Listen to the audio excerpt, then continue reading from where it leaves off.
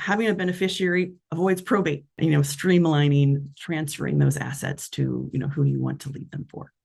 And so here we're going to take a little tangent of just going on, talking a little bit about probate and why we feel it's something that you can plan to avoid, hopefully, if you can. Sometimes you can.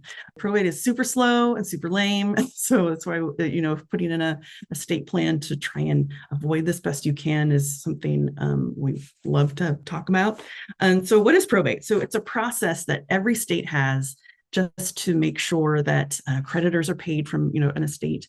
And the transfer of assets happens in accordance to the will. And so it basically just makes sure what you said you want to do happens as the will states it. Sometimes people die without a will, which happens, a lot. And so maybe they don't have a will, and so they die what's called intestate. One of those funny words we learn as a financial planner, intestate. If you die without a will, then that means the probate court and the laws of that state now dictate who is in line for your assets, and also assigns who gets to be your executor or your administrator, likely they're called. And so it might not be anyone you want, or either in your family, or maybe someone, an actual, government employee is now the administrator of your estate.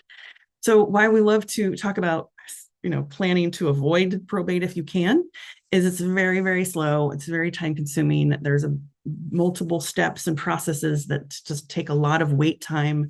And it also can be costly, because just often you need to hire an attorney to help navigate that. So not only are, family members maybe grieving, now they're having to find help to navigate the process. And also it's public. You have to actually publish the court hearings in I think a newspaper. I think usually there are people who are unsavory and might be predatory and looking for people going through the probate process and bugging them for all the reasons why people bug people at that point in their lives. So it's public. So it's another reason to, see how you can plan to avoid it as much as possible. But not everything goes through probate. So that's where the planning opportunities arise. And some states, even if it's under a certain limit, you don't even have to go through probate. So every state is different completely. And so there's probate assets that do go through probate. And then there's non-probate property that avoids probate completely.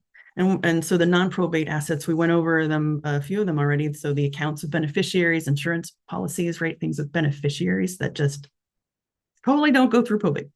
And then also jointly titled with rights of survivorship property and accounts. So if you have a joint account, a Abundo advisor likely recommended make sure it's the JTWROS one. And that's what that is. And so what this means is if something happens to the other person on the account, that is automatically now doesn't go through probate. So the transfer of that asset is seamless pretty much for that in that case.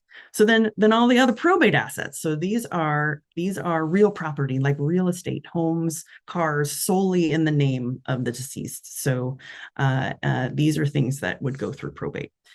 Tenants and common title property, maybe not as common, but it is, things that those would go through probate, right? The half of that or whatever that portion of the deceased's property would go through probate.